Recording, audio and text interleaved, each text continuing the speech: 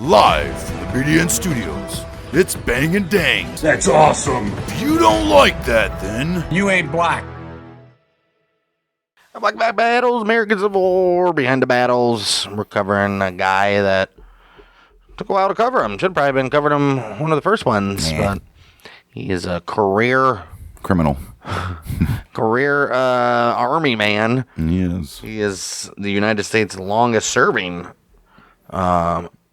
general, I believe. Yep, he was one of those beginning of America babies. Yeah, he was. And he was a commanding general. He was the commanding general of the United States Army from 41 to 61. It was the War of 1812, the American Wars, American Indian Wars, the Mexican-American War, and obviously the early stages of the Civil War where he got booted out pretty quickly. Yeah, he was old. He was 76 or something like that. Yeah. They called him Old Fuss and Feathers for his insistence on proper military etiquette. And he was the grand old man of the Army. As we mentioned, he served many, many, many years. The longest serving guy ever. Still to this day. Well, I'll go back to June 13th, 1786. That's right. Mm-hmm. That's the day Winfield Scott was born. Came into the world as the fifth child of Anne Mason Scott and William Scott. Oh, see, Willie, he wasn't just any Virginia planter. He'd fought in the American Revolution, and he served as an officer in the Dinwiddie County Militia. They lived at Laurel Hill, and their plantation was near Petersburg, Virginia. Okay. Virginia folks, huh? Anne was his mommy. Came from the Mason family. Parents, Daniel and Elizabeth. Elizabeth was a Winfield. And here's a neat little detail. The Scotts actually named their son after his grandmother's side of the family, which is very, very odd. They took her maiden name, Winfield, and gave to him as his first name. They sure did. That works out, right? On his daddy's side, family's history stretched across the Atlantic, as most of them did. Winfield's grandfather, James Scott, had left Scotland after Charles Edward Stuart, better known as Bonnie Prince Charlie, lost at the Battle of Culloden. So the Scots had roots tied directly to the moment in British history. Okay. Well, as it usually does back in those days, tragedy hit, and it hit early. Winfield's father died when he was only 6. His mama never remarried. She was left to raise the kids on her own. Winfield, his older brother James, and their sisters Mary, Rebecca, Elizabeth, and Martha. Well, she kept the family together until herself passed in 1803. Damn.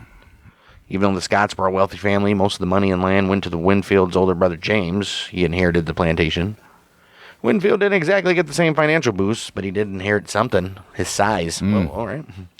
And when I say size, I mean size. Yeah, have you ever seen a picture of this guy? Yeah. In his prime, he stood 6 feet 5 inches, weighed about 230. Ooh.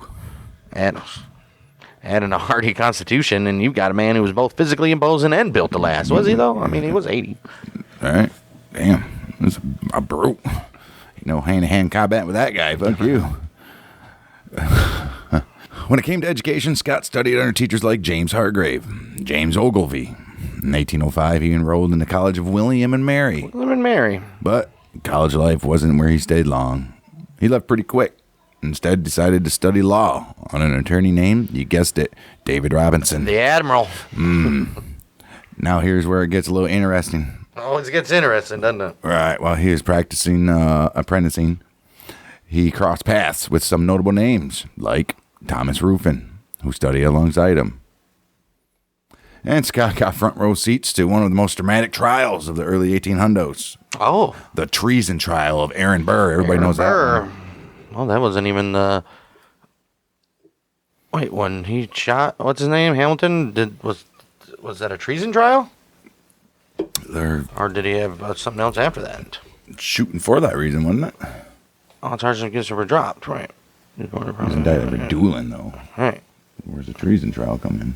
Right. Secret agonies to his 1807 arrest in Alabama on charges of treason. He went to the American frontier seeking new economic and political opportunities. In secret, he did some shit. Okay. He has allegedly plotted to create an independent country led by him, but he was acquitted on each time, though, that he was tried for treason. Right.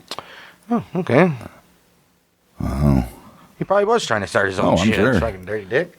Well, that trial left a big impression on him, but not in the way you might think. Scott, he walked away with a pretty low opinion of General James Wilkinson. Uh-oh. He was the top officer in the U.S. Army at the time. Wilkinson was trying to protect himself by downplaying his role in Burr's conspiracy, and he did it with forged documents and false testimony. Oh, my. Scott never forgot. By 1806, Scott, he'd been admitted to the bar and started practicing law back home in Dinwiddie. But the courtroom wasn't his only stage. 1807, during the Chesapeake Leopard affair, Scott, he picked up his first real military experience. So another guy that didn't train, huh? Right. He was serving as a cavalry corporal in the Virginia militia when he led a detachment that captured 8 British soldiers. Fuck yeah. Well, these sailors, they tried to come ashore and buy supplies, but Scott's group got the drop on them. Uh-oh. They were just trying to buy some supplies. What the hell? Donald Trump just shooting people. Right. Now, this might sound like a heroic win, but Virginia officials weren't too happy. They worried it would cause a bigger international problem, which it did. So sailors were quietly released not long after. Later that same very year, Scott tried to set up a law practice in South Carolina, but he hit a snag. He didn't meet the state's 1-year residency requirement, so they wouldn't give him his license. So guess what? They just lived there for a bit. Wait for you here, bud. Let's jump into early 1808 when President Thomas Jefferson's in office. Tensions are rising. The old Brits had announced they were going to escalate their naval blockade of France, which meant a big problem for American shipping. This Prince is probably our number 1 guy back then. Yeah. Oh, yeah. Jefferson, he responded by asking Congress to expand the U.S. Army. He said, we need more people because some shit might pop off. Old Scott, Winfield, he was 21 at the time. He was eager to make his mark. He was a family connection who was U.S. Senator William Branch Giles. Heard of him, haven't we? He helped him secure a commission in the newly expanded Army. Fuck yeah. And it worked. May of 1808, just a few weeks shy of his 22nd birthday, old Winfield was commissioned as a captain in the light artillery. Fuck a yeah. captain already, huh? Dude has no experience, but hey, be a captain. All right. Son of a bitch. Still young, too. His very first job, you ask. Well, he had to recruit a company of soldiers. He pulled men from Petersburg and Richmond, and then marched his new unit all the way down to New Orleans. This is where they joined their regiment. Can you imagine that? They're marching from Virginia to New Orleans. Forever. But when he got there was no trains. When they got there, Scott was shocked. Great Scott! The U.S. Army at this point was tiny. 2,700 officers and men. In New Orleans. Do you think that's where you're... Well, that's the whole army. Right. And that's all you got in New Orleans. And they're all in New Orleans right now. Basically. And to him, it looked like a complete mess. He later described it in pretty blunt terms. He said most of the old officers had, quote, sunk into either sloth, ignorance, or habits of intemperate drinking. Yeah, they don't. Yeah. All right. Not exactly a glowing review of the organization he just joined. Well, do something about it, bud. It didn't take long for him to butt heads with his commander, General James Wilkinson. Oh, there's that. Wilkinson flat out refused to follow orders from the Secretary of War, William Eustis. He had told him to move troops out of a swampy, unhealthy camp. The reason he didn't want to, because Wilkinson owned that land. He was probably getting paid to have him there. Yep. Even though soldiers falling sick and some dying, Wilkinson kept them there because he was making money off of it. Obviously. And staying near New Orleans gave him the chance to keep up his personal business dealings and even court Calistine Trudeau, who he eventually married. Oh, this guy's a piece of shit. Oh, wow. Scott couldn't stomach this bullshit. He actually resigned his commission in protest. But before the resignation was accepted, he changed his mind. He said, you know what, I'll withdraw my resignation, and I'm going to stick around. I'm going to help this army out, boys. That decision led him into deeper trouble, though. Because on a January day of 1810, Scott faced a court-martial. 2 charges. 1, openly making disrespectful comments about Wilkinson's integrity. And 2, for a $50 discrepancy in a $400 recruitment account from back in Virginia. That's a lot of money back then. Bucks, bud. It's like what? Probably $3,000? A lot. $4,000? About $1,200 today. Or no, $12,000 today. Damn. Wait, what? No, $500 is $12,000. $50 is $1,200 today. Damn, still though, dude. Right. It's insane. Well, on that second point about the money, the court-martial decided Scott wasn't being dishonest. He'd just been sloppy with his bookkeeping. Right. But between these and the attacks on Wilkinson's character, the punishment was stiff. His commission suspended for a full year. That means no money either. Right. And if things weren't already dramatic enough, after the trial, Scott fought a duel. The other man was William Upshaw, who was an army doctor and a friend of Wilkinson's, who Scott believed had pushed for the court-martial. He probably did. They exchanged fire, and Upshaw's bullet grazed the top of Scott's head. Oh. But somehow both men walked away without serious injury. Is that how it goes in a duel? Just get one shot. Just one shot, and if nothing happens, nothing happens? I think that's all I had is one shot. Well, you would have They to might load have it. Right. double ones. Very lucky. Interesting. Why would you fight a duel when Aaron Burr just got in trouble for that? With the suspension underway, Scott headed back to People Virginia. say people are animals nowadays. I mean, they are animals nowadays, but you don't see people just challenging everybody to a duel every time they fucking said, "Hey, this dude called me a liar. We shall duel. We shall shoot each other." Idiots. Wow. With suspension underway, Scott, he headed back to his home state of Virginia. He didn't waste time. He studied military tactics and strategy. He even practiced law with a partner, Benjamin Watkins Lee. Meanwhile, Wilkinson's own career was collapsing beneath his own feet. Karma. He was removed from command for insubordination. General Wade Hampton replaced him. Wade Hampton? Well, All the way back then? when Scott returned to the Army, he found that his peers actually respected the way he stood up to Wilkinson. Like, what? About time somebody did it. The reaction was so encouraging that, combined with advice from Lee, he decided to stick with his military career instead of leaving it behind and becoming a lawyer. Well, once his suspension was up, he rejoined the Army in Baton Rouge. One of his first assignments there was to serve as a judge advocate, or in other words, a prosecutor. I guess he gets to be a lawyer still, huh? And that was in the court-martial of Colonel Thomas Humphrey Cushing. So, the President Cushing's brother or something? Maybe. By the early 19th century, things between the United States and Britain, they were going downhill fast. Wow.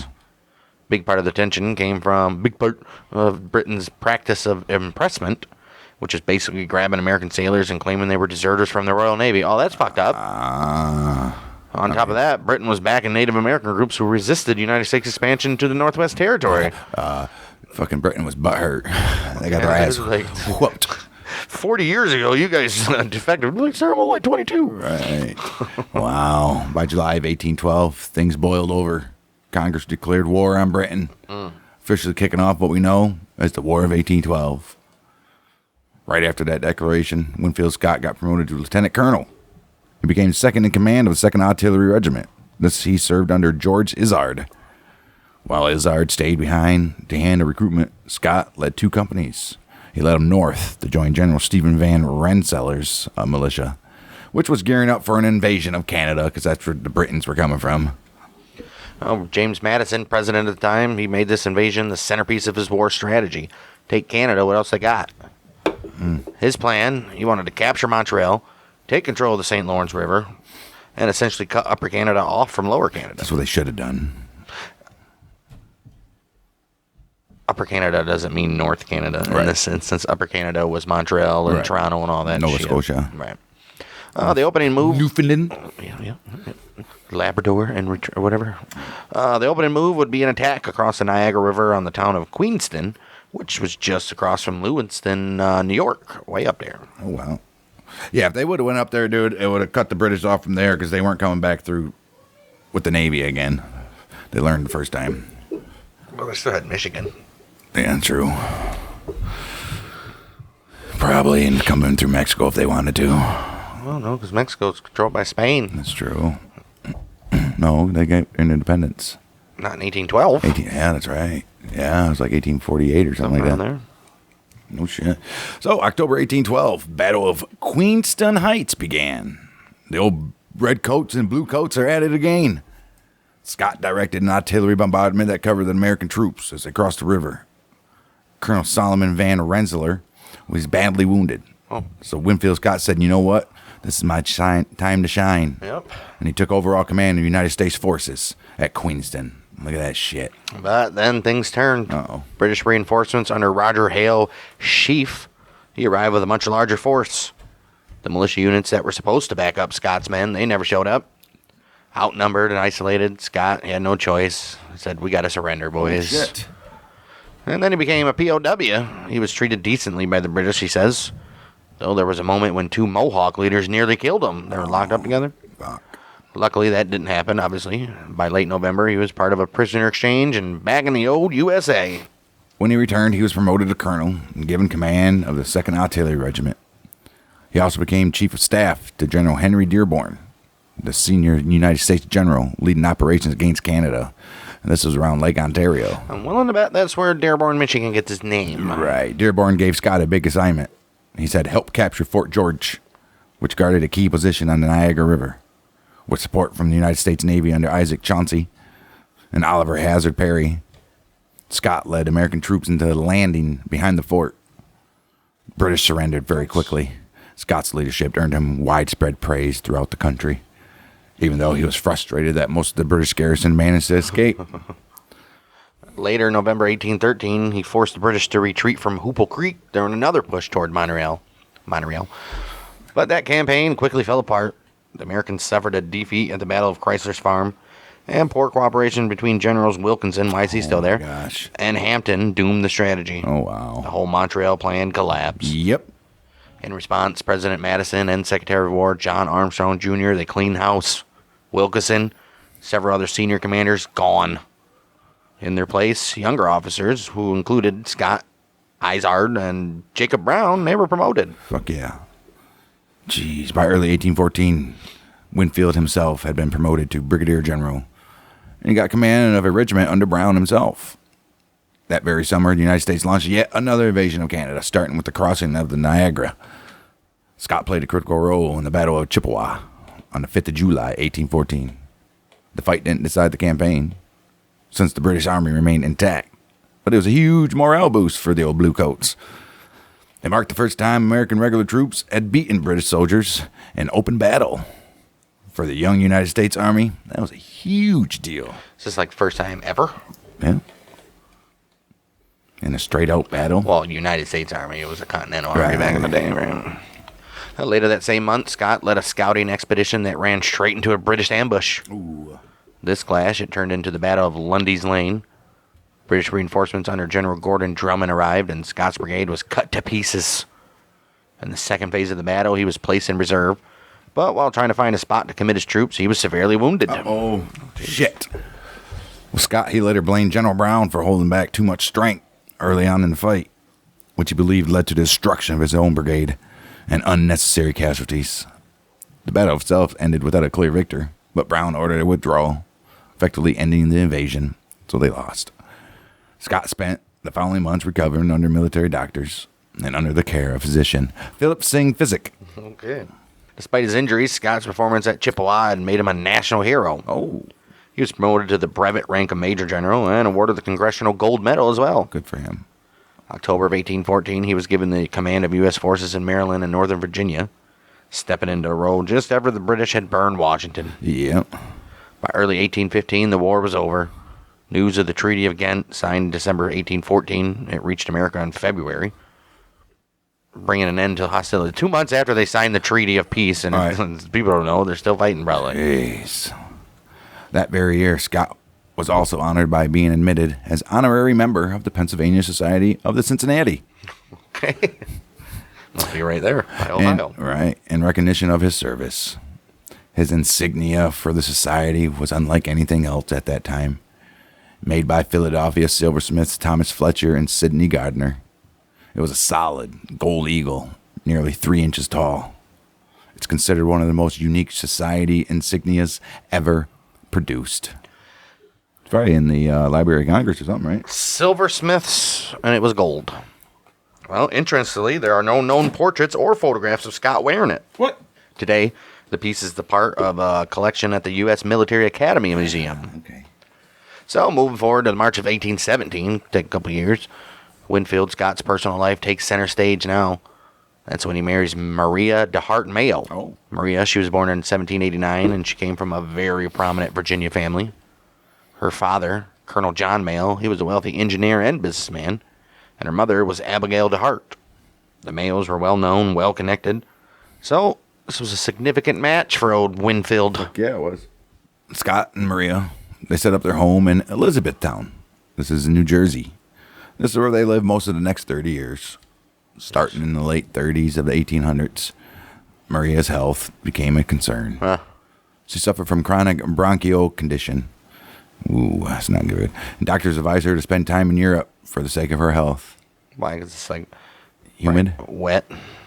She ended up spending much of the later life overseas and eventually passed away in Rome in 1862. Yeah, she still lived to be almost 80. All right. Together, Winfield and Maria, they had 7 kids, 5 daughters, 2 sons. But not all of them lived long lives, as you would think.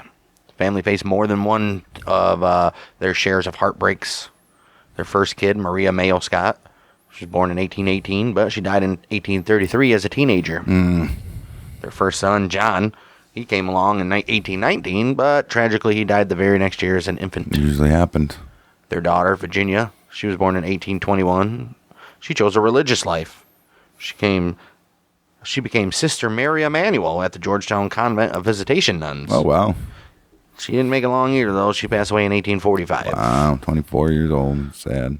Their second son, Edward, he was born in 1823, but just like his brother John, he died just 4 years later, while he was a kid in 1827. Their daughter, Cornelia, she was born in 1825. She lived a long life. She married Colonel Henry Lee Scott. No relation, I would hope. Henry, he was Winfield's aide-de-camp and Inspector General of the Army at the time. Nice. She lived until 1885. Oh, wow. Still only 50. Right. Another daughter, Adeline Camilla.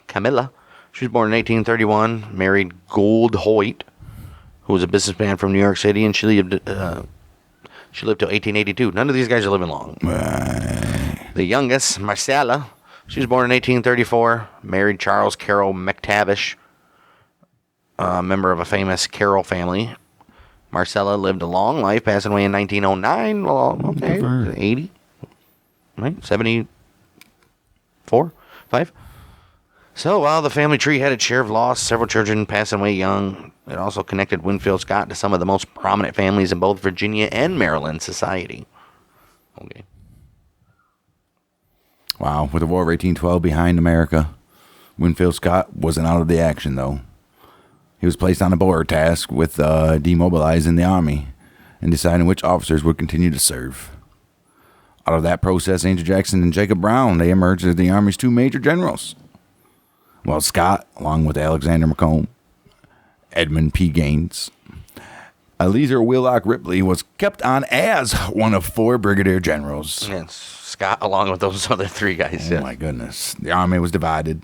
Jackson commanded the Southern Division. Brown took the North. The brigadier generals, like Scott, each led departments within those divisions. Yes, that's usually how it works. Yeah. Well, Scott soon took a leave of absence to study warfare in Europe. He wanted to learn directly from the Napoleonic battlefields. Unfortunately, by the time he got there, Napoleon had already been defeated at Waterloo. Oh. Still, he soaked up what he could and returned to the United States in May of 1816. And he was given command of army forces in parts of the Northeast. Oh. He made New York City's headquarters and quickly became part of the city's social scene up in big old New York. New York City? Wow, it was there where he picked up the nickname Old Fuss and Feathers. The name came from his almost obsessive insistence on discipline, courtesy, proper appearance, and formal military bearing. It was equal parts mockery and respect, something Scott would carry the rest of his life. 1835, he even published a massive 3-volume drill manual called Infantry Tactics, or Rules of the Exercise and Maneuver of the United States Infantry. This work became the standard guidebook for the United States Army drill and training, all the way up until 1855. Look at that. Well, while he was building his reputation, though, he was also building rivalries. Uh-oh. He clashed with old cranky-ass Andrew Jackson after Jackson took offense at a remark Scott made at a private dinner in New York. Uh-oh. Though eventually they patched things up. Okay. His feud with Edmund Gaines was more serious, though. The 2 men constantly argued over who had seniority, since both wanted to be the one who eventually replaced the aging General Brown. Oh. Here we go. Here we go. By 1821, Congress reorganized the Army once again. Brown remained the sole major general, and Scott and Gaines were the only brigadier generals left. Macomb, he accepted a demotion to colonel and became the Army's chief of engineers. Hey. While both Ripley and Jackson left military service, believe it or not. When Brown died in 1828, President John Quincy Adams had to pick a replacement. Scott thought he was the obvious choice. Gaines thought he was. But the feud had gotten so bad that Adams passed over both of them sons of bitches, and he said, "You know what, Macomb? Why don't you come on back up here?" You're going to go from colonel to fucking major general. Well, Scott was furious, so furious that he asked to be relieved of his commission. What a pussy. But in the end, he said, "You know what? I'll stay." I was just a little pissed there for a minute. I'm sorry. Well, fast forward to 1832, and old cranky Andrew Jackson's president now. He orders Scott to Illinois to take charge of what is known as the Black Hawk War. Uh-oh. By the time Scott got there, the war was over, basically. The decisive American victory had already happened at the Battle of Bad Axe. Still, Scott helped negotiate the Black Hawk Purchase with Chief Keokuk and other native leaders, which opened up much of what is now Iowa to white settlement. Yeah. That very same year, Scott was sent into another tense situation, the nullification crisis. South Carolina was threatening to nullify federal tariffs and even hinted at secession. Scott traveled to Charleston. Tells it was South Carolina. All right, they reinforced federal forts, but also worked carefully to cool public opinion. His presence helped keep the peace, and the crisis was resolved in 1833 for now, when Congress passed the tariff of 1833. But almost immediately, Scott was thrown into the biggest test of his career yet. Indian removal. Ooh. President Jackson was forcing Native Americans west of the Mississippi. Some went peacefully, but others said, hell no. Especially the Seminoles said, this is our land. December 1835, it's the Second Seminole War, and that broke out after the Dade Massacre, when Seminole warriors ambushed and wiped out a U.S. Army company in Florida. Damn. Jackson sent Scott personally to take command. By February 1836, Scott was in Florida. After months of inconclusive campaigning, he was reassigned to deal with another conflict. This was the Creek War of 1836 in old Alabama and Georgia. It just don't stop with America ever since its inception. Yeah. Some sort of fucking engagement. Well, working with General Thomas Jessup and Alabama Governor Clement Calmer Clay, Scott's forces quickly defeated the old Muskogee. Yeah. Wow. Well, still, Scott faced harsh criticism for his handling of both campaigns. President Jackson convened a court of inquiry to investigate him and Gaines. The court cleared Scott of misconduct, but reprimanded him for the way he criticized Gaines in official reports. And jeez. Gaines, he was also criticized, though not formally accused of incompetence. 1837, Martin Van Buren, who was personally friendly with Scott. Guess what? President of the United States, boy. Would come over to the White House. We'll have some dinner. We'll talk business. Van Buren kept Jackson's Indian removal policy alive. April of 1838, he said, Winfield, I want you to oversee the forced removal of the Cherokee from the southeast. Scott didn't like the assignment. Some of his own associates urged him to refuse it, calling it immoral, but he obeyed orders like a good boy. He tried to make careful plans to ensure the Cherokee were removed humanely, but in practice, soldiers often abused them. I bet. One account described troops driving Cherokee like cattle through rivers, allowing them no time to take off their shoes and stockings even. What a bunch of dicks. I know, right? Fucking assholes. By mid-1838, Scott allowed Chief John Ross and the Cherokee Council to organize much of the relocations themselves. That's how you had to do it in the first place. Be like, hey, man, I really like you guys to get out of here. Get a little crowded. Go past the big Wawa. Yeah, but the Cherokee Council wasn't Indians. Right. It was all white dudes. Right. He awarded them a contract to manage it. That decision drew heavy criticism from Southerners, including Jackson himself, who thought that old Winfield Scott was shirking responsibility. Hell of a word. Scott accompanied one of the groups as an observer, traveling with them from Athens, Tennessee to Nashville. Before long, he was pulled away again, this time to the northern border, to get some order. Because in late 1837, what became known as the Patriot War had broken out along the Canadian border. Some Americans tried to help Canadian rebels fighting against British rule. Oh, yeah, Canada didn't have no problem helping them for the 1812, though. Right. And tensions spiked after the Caroline affair. That's when Canadian forces burned an American steamboat supplying the rebels. Hey, man, can't supply people. All right. Van Buren sent Scott to western New York to calm things down. Drawn on his popularity from his War of 1812 service, Scott issued public appeals, urging Americans not to get dragged in the Canadian fight. Ooh. All right, let them do what they got to do. 1838, another border crisis erupted. The Aroostook War between Maine and British Canada. It was basically an undeclared conflict over the exact boundary line. Yes. Scott was sent again to prevent things from escalating. He worked with Maine's governor, John Fairfield, and negotiated a truce with British commander John Harvey, successfully avoiding another war. Fuck Britain. By the late 1830s, Scott was not just a soldier, but also a public figure. In 1839, as the Whig Party prepared for its national convention, newspapers floated his name as a possible presidential candidate. At the convention, Henry Clay and William Henry Harrison were the frontrunners, but Scott's name was in the mix as a potential compromise as the convention deadlocked. All right, you don't want Clay, you don't want Harrison. What about Scott? Right. Let's check this out, boys. Delegates finally voted. Harrison got the nomination. He went on to defeat Van Buren in 1840, as we all know, and he would die 1 month later in the old Oval Office. Sure would. Vice President John Tyler. He said, you know what? Swear me in, boys. Worst president ever. Right. Scott, meanwhile, he stayed in uniform, but the seeds of his political ambitions were now clearly planted. In June of 1841, the long-serving commanding general of the United States Army, Alexander Macomb, died. That left 2 men as the most obvious choices for his replacement. Winfield Scott and his old rival, Edmund Gaines. Here they are again. Secretary of War John Bell threw his support behind Scott, and old President John Tyler, he agreed. So Scott was promoted to Major General and took over as Commanding General of the U.S. Army. There you go, bud, finally. You might think this was the pinnacle of military power in America, but the office of Commanding General was at the time mostly just a for-show title. Right. Since its creation in 1821, it had been an artificial office with little real control over the Army staff. Right. Officers like Scott, Gaines, and Quartermaster General Thomas Jessup, they had always reported directly to the Secretary of War, even bypassing Macomb. Right. Wow. Now that Scott had the job, he found his advice was rarely sought by the civilian leadership or listened to when it was.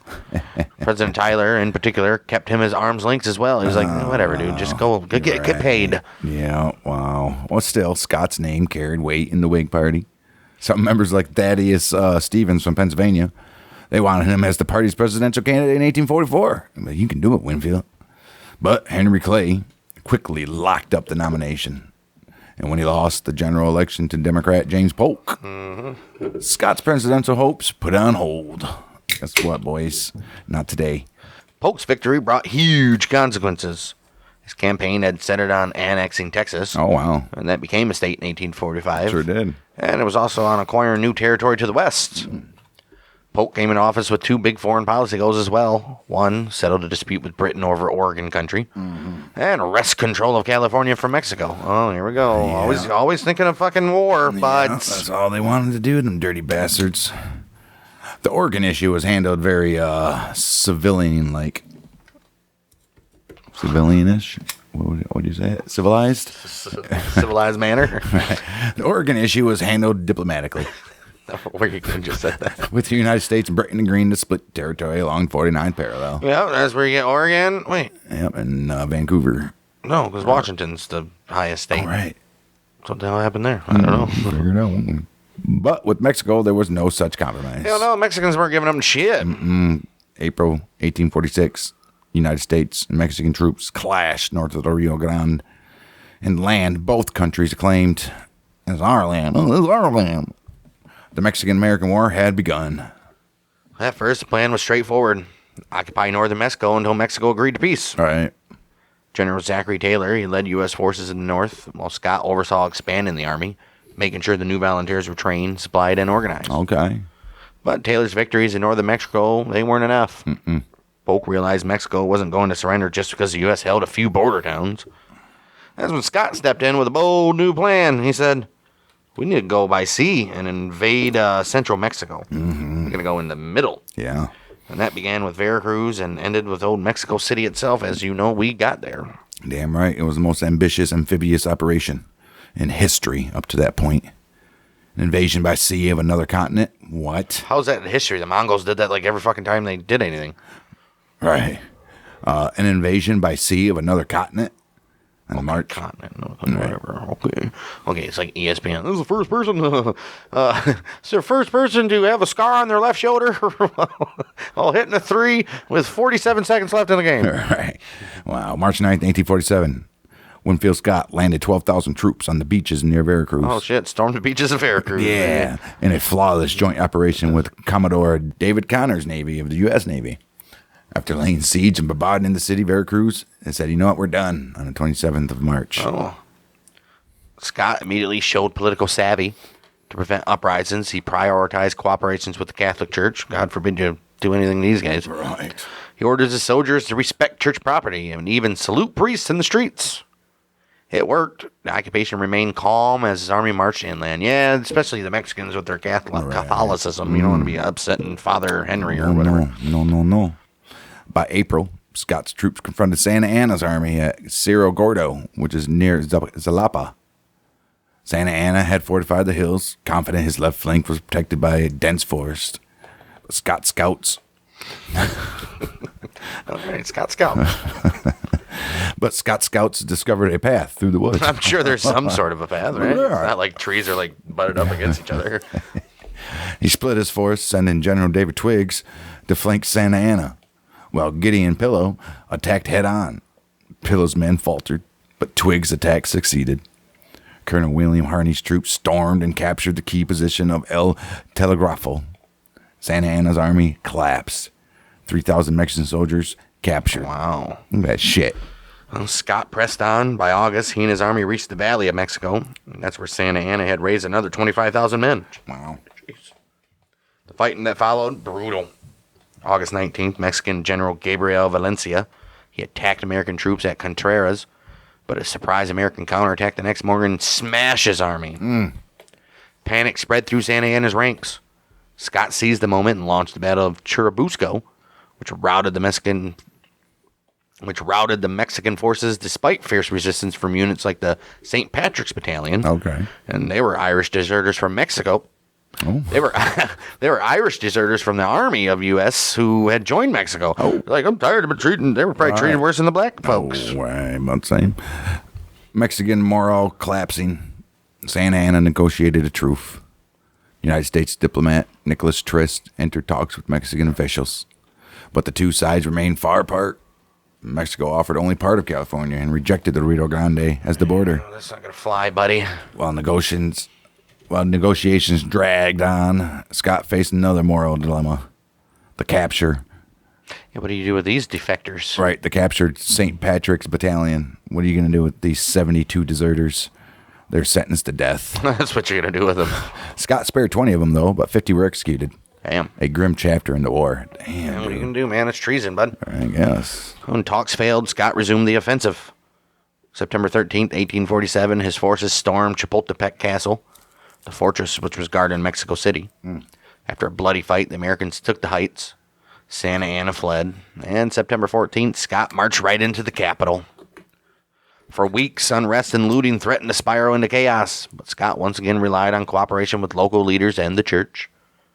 At the end of the month, order was restored, and remarkably, Scott earned respect not just from American authorities, but also from many Mexican civilians for the fairness of the occupation. Right, plus, It's like, we're just here. right, they want all that shit out of their fucking little town anyway. I don't know what these little flat bread-like things are with this meat in it, but they're fucking delicious. Fantastic. Those people don't care about that little Rio Grande or the land, Right, land they're all the above way it. in Michigan.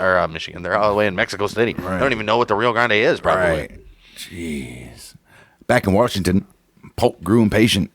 He wanted the war wrapped up quickly and ordered Trist home. But Trist, with Scott's quiet backing, defied the president and stayed. Oh. In February of 1848, Trist and Mexican leaders signed the Treaty of Guadalupe Hidalgo, which ended the war and transferred vast territories, including California, Arizona, and New Mexico, to the United States of America. Not Texas yet, though, right? No. Yeah, Texas is already a state, that's right. And despite Scott's military triumphs, his political fortune suffered when he arrested several officers, which included Gideon Pillow, for writing scathing newspaper attacks against him. Oh, wow. Polk intervened, released the men, and stripped Scott of his command. Even so, Scott's reputation as a commander soared. He just pulled off one of the most daring and successful campaigns in American military history. You ain't getting. His men even founded a social club in Mexico City, which was the Aztec Club of 1847, where Scott, he was named as one of only 2 honorary members. Oh, nice. Santa Anna was the other one. Probably. By 1848, he was once again running for the Whig presidential nomination. And he wasn't the only big name in the mix. Henry Clay, Fucking Henry Clay. Daniel Webster, and of course, Zachary Taylor, another general who had become a national hero after the Mexican-American War. And we all know the outcome of that. Yeah. Now, much like they had back in 1840, the Whigs weren't necessarily looking for someone with a strong ideological agenda. But what they wanted was a war hero. They wanted somebody like Jackson again. Right, a guy who could stand tall, who could look tough. That was Scott, right? I don't know about pulling votes, but they needed that. Scott's main appeal came from the conscience Whigs. Those were the anti-slavery members of the party. They didn't like the two of the front runners, Clay or Taylor. And they were both enslavers, these guys were. So Winfield never had a slave, huh? But despite Scott's backing from that group, the convention delegates passed him over for the second time. And they, like, you know what? We're going to go with the slaveholder, Taylor himself, anyway. And that decision had consequences. A lot of anti-slavery Whigs, frustrated by Taylor's nomination, defected and threw their support behind the Free Soil Party and its candidate, former President Martin Van Buren. Still, Taylor went on to win the general election anyways. He did. I think he was the last Whig. Might have been. Now, after the war and Taylor's win, Scott, he went back to his role as Army Senior General. Matter of fact, that was the last time anybody that wasn't either Republican or Democrat was president. Congress, they're in the middle of a heated debate over slavery in the territories, and here we go. Here we go. Scott joined forces with Henry Clay and Daniel Webster to support what became the Compromise of 1850. It wasn't a very compromise. It sure the fuck wasn't.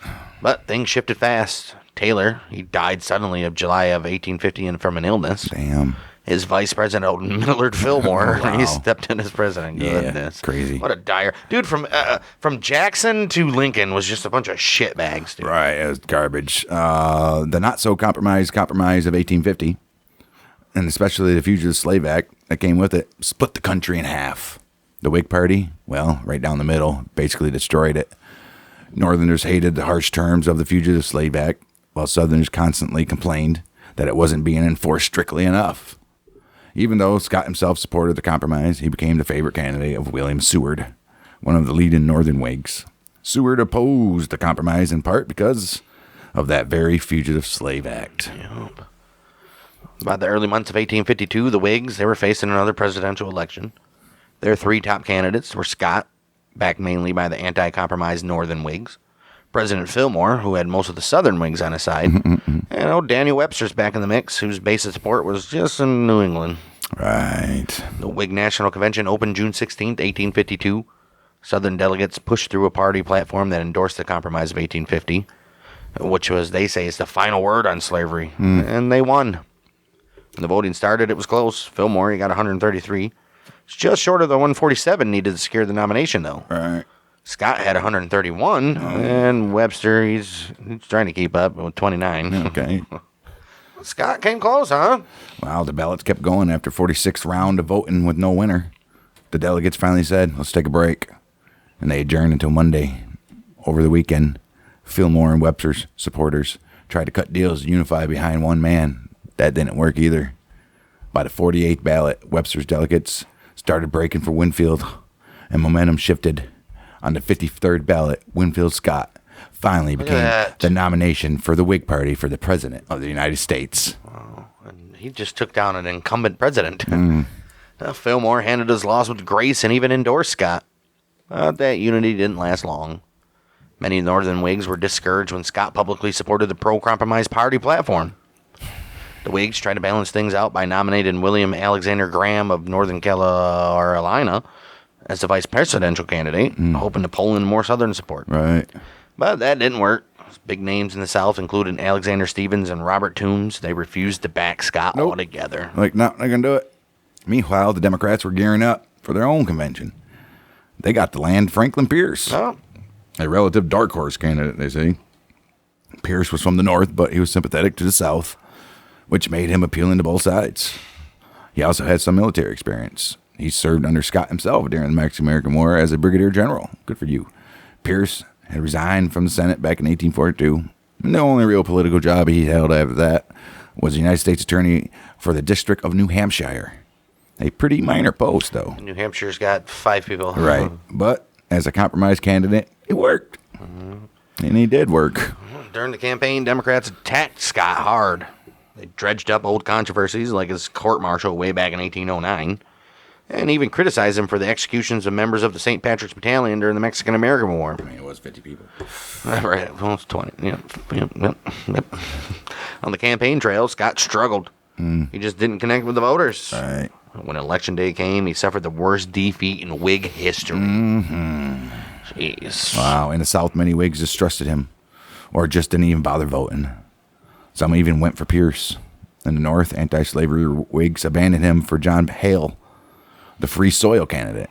In the end, Scott only carried 4 states, 44% of the popular vote, while Pierce won under 51%, and the Democrats swept the Electoral College. That's not bad compared to popular vote. Right. No? No, pretty good, huh? Well, even after the crushing loss, Scott stayed on as Army senior officer. Managed to keep things professional with You got to. Pierce. Your career ain't over with yet. But he clashed often with Pierce's Secretary of War, Jefferson Davis, over little things like travel expenses. Right. Despite the defeat, Scott was still widely admired. In fact, on Pierce's recommendation, Congress promoted him in 1855 to brevet lieutenant general. Nice. He's the first United States officer to hold that rank since old Georgie Boy himself. Look at that, and there's only been one other since then. Ulysses S. Grant was lieutenant general, and there was plenty more after that. There's only been like 2 people that have been general of the armies. Right. Which was Washington and Grant. Right. Or no, 3. There was one guy in like the 50s or something. That's also when he picked up the nickname, the Grand Old Man of the Army. This is thanks to his long, distinguished career, and it ain't over yet. Good for him. Wow, but politics weren't calming down at this point. The Kansas-Nebraska Act of 1854 sparked violent clashes between pro-slavery and anti-slavery settlers. Sectional tensions kept growing, splitting both political parties. The Whigs collapsed entirely. Bye-bye. In 1856, That's when the old Republic homes take over. In 1856, Democrats nominated James Buchanan, who went on to beat Republican candidate John Fremont and former President Fillmore, who was running with the American Party. Yeah, things only got worse with the Dred Scott decision. We did that episode. Dred Scott! And that happened in 1857, which inflamed divisions further. President Buchanan seemed powerless to bring the country back together, and Southern leaders grew bolder in their talk of secession. Scott, meanwhile, he was still active. 1859, Buchanan sent him to settle a dispute with Britain over the San Juan Islands up in the Pacific Northwest. Oh, jeez. The confrontation became known as the Pig War. Scott diffused it by working out an agreement with British official James Douglas to scale back military forces on the islands. Right. All right, man, we'll leave you alone. By 1860, there's another presidential election. The Republicans nominated Old Honest Abe, while the Democrats split into 2. Northern Democrats went to Stephen Douglas, and Southern Democrats rallied behind John Breckinridge. Lincoln won the election with 39% of the popular vote. Wow. But thanks to strong support in the North, he carried the Electoral College. His name didn't even appear on ballots in many southern states, but he still came out on top. Yeah, they tried to rig it. They did.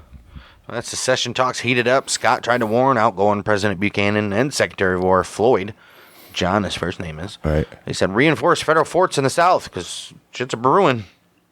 At first, they ignored him, but after Floyd resigned and Joseph Holt became Secretary of War, Scott finally got some influence. With Holt and Secretary of State Jeremiah Black backing him, Scott persuaded Buchanan to reinforce Washington, D.C., Fort Sumter in South Carolina, and Fort Pickens in Florida. Uh-oh. Still, by then, several southern states had already seceded. Yeah, of course they're going to do it now. All right. And formed the Confederacy with old Jefferson Davis as their president. Ooh. Idiots. Wow. Now, because Scott was from Virginia, there were questions about his loyalty. Oh, come on. I mean, I get it, but come on. Right. Lincoln even sent an envoy, Thomas Mather, to find out where Scott stood. Scott's response was clear and intense. He said, I shall consider myself responsible for Lincoln's safety. If necessary, I shall plant cannon at both ends of Pennsylvania Avenue.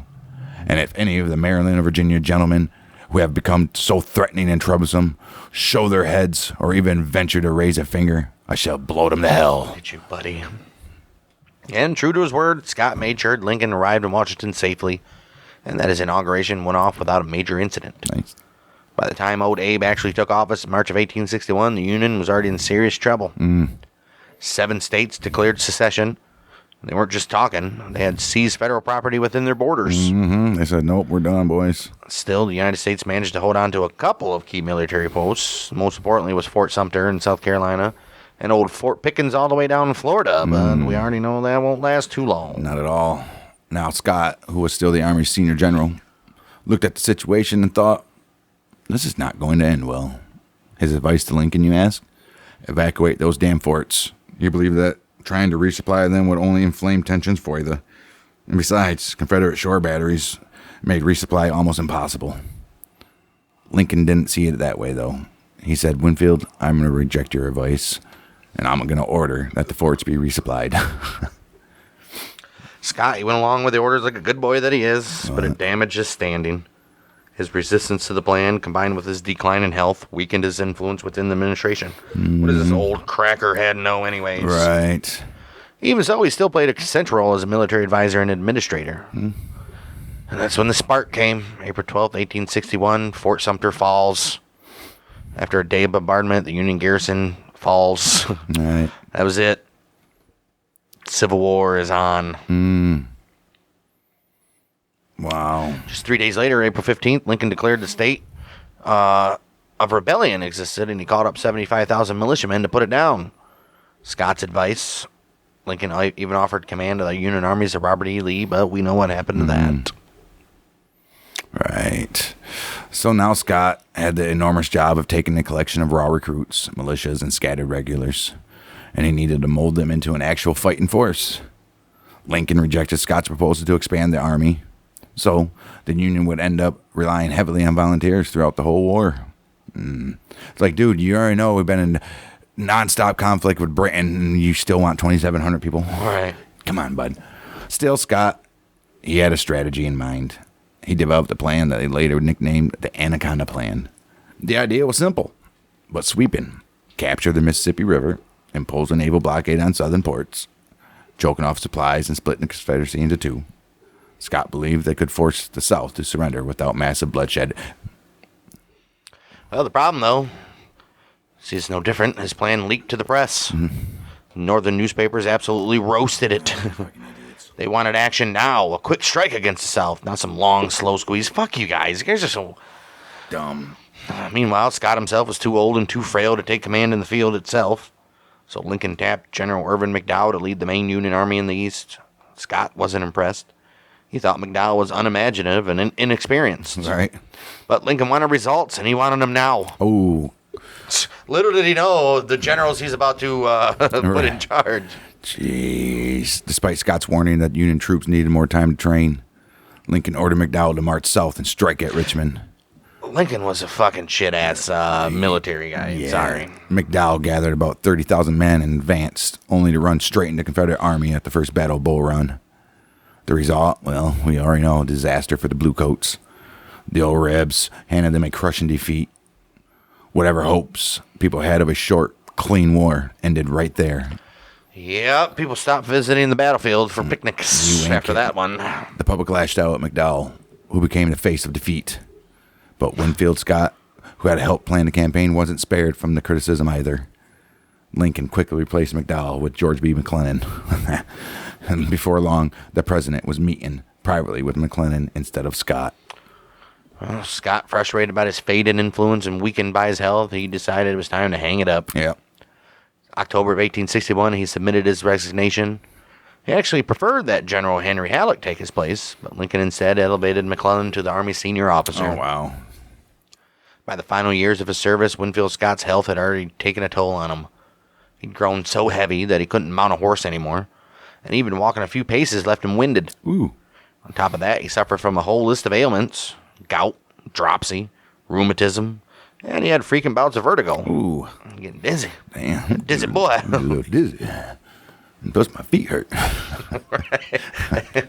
And my fingers are cramping up on me. I seem to be dropping everything.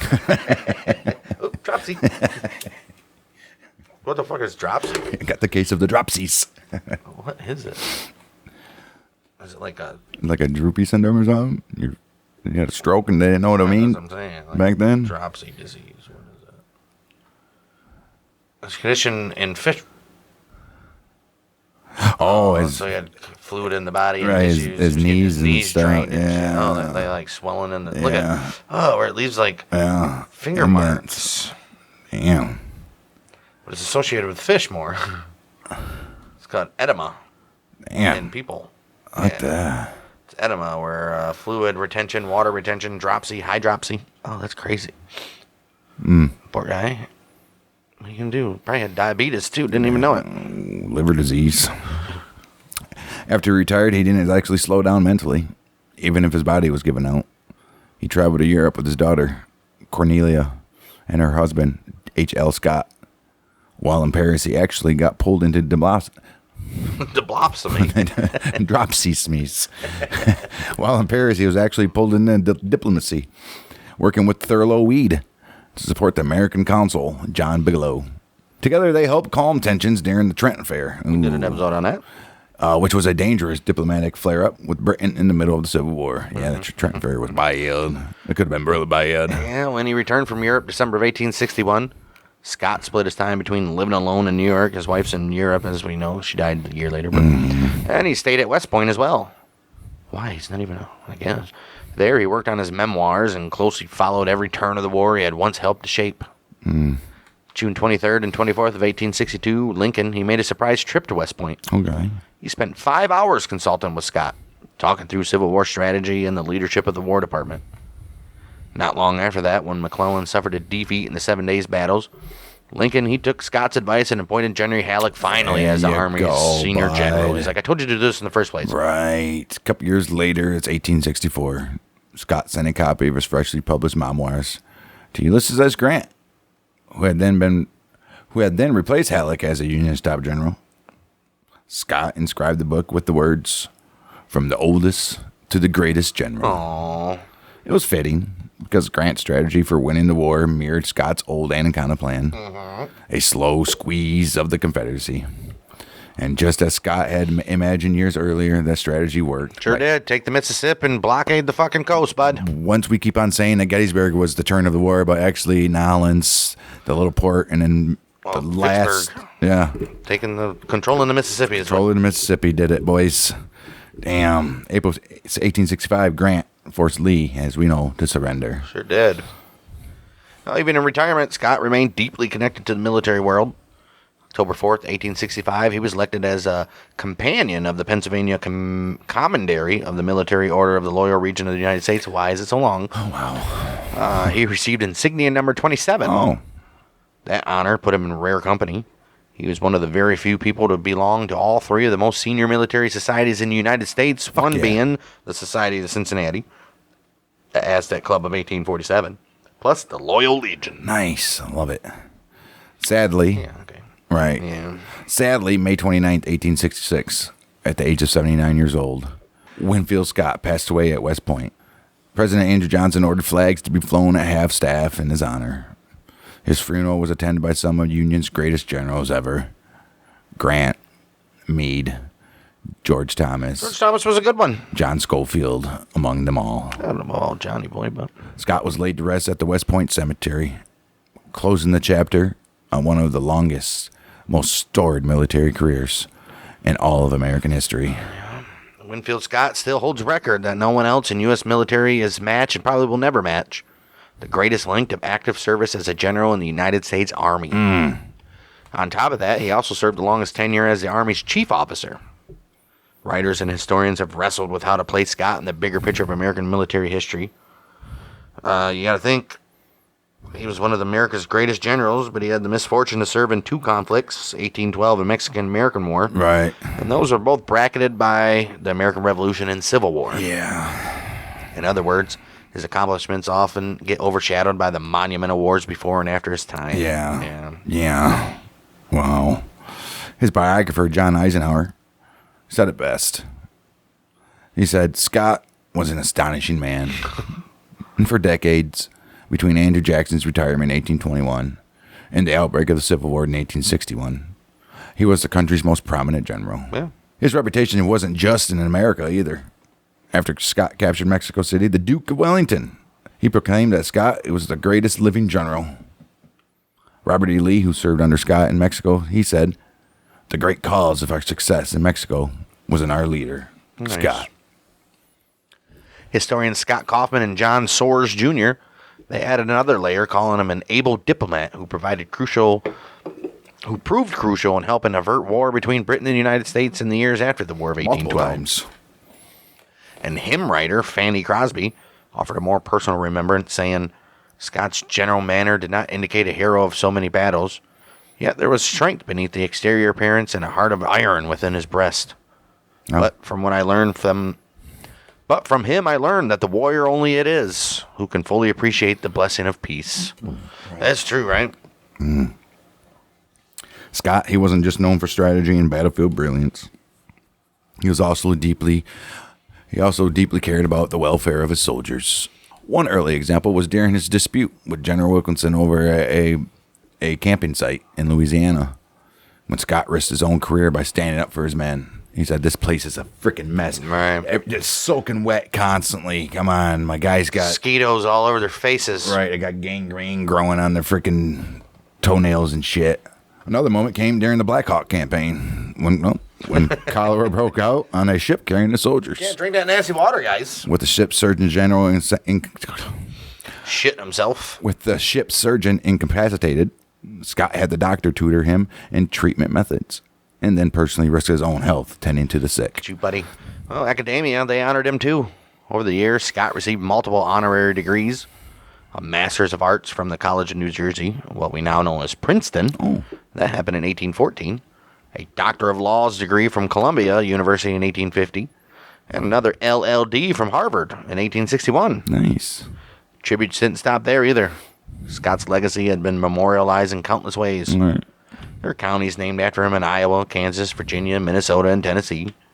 Whole communities bear his name as well. We got Winfield, Illinois, Winfield, Indiana, Winfield, Iowa, Winfield, Alabama, Winfield, Tennessee, Fort Scott, Kansas, and Scott Depot, and Winfield in West Virginia also carry his name. Yeah, look at this guy. Buddy.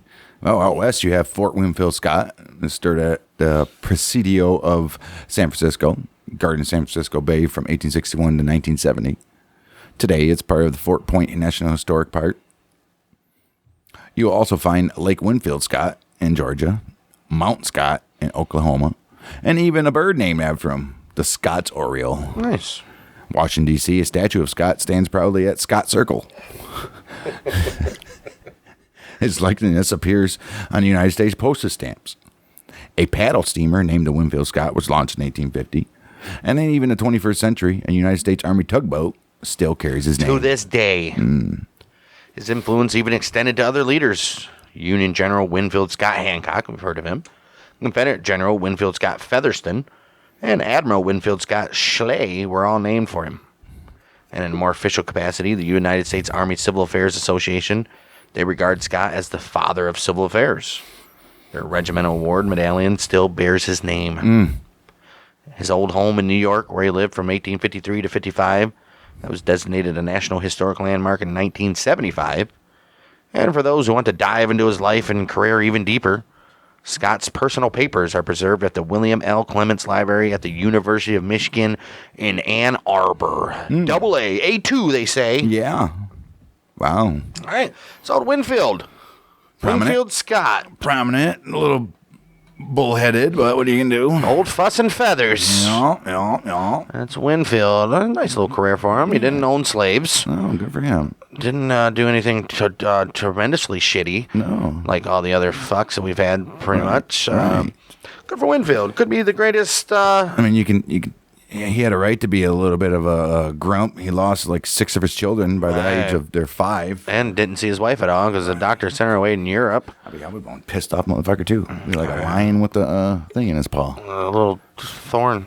Right, and the mouse comes and pulls it out, right? That's Winfield Scott. Good guy. Good guy.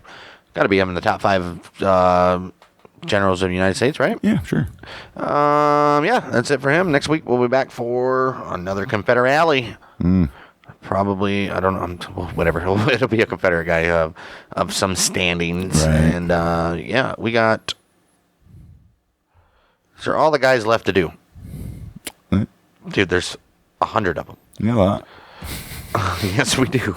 We got a lot. Maybe we'll do Breckenridge. Maybe we would do Breckenridge. Or Pemberton. Or Pickett. Pickett's a good one. Or Gideon Pillow. Or Polk. Or Sterling Price. No, yep. Or Van Dorn. Or Joseph Wheeler. Or Stan Wadey, the Indian guy. Right. We got a lot. So there'll be somebody from the South Side. So South Side, Chicago. We'll see you then. Subscribe, like, share, comment. Share your comment with others. You can also comment as well and share with your friends and give us a review. And we'll see you next week for more Behind the Battles of the American Civil War with the month of Michigan.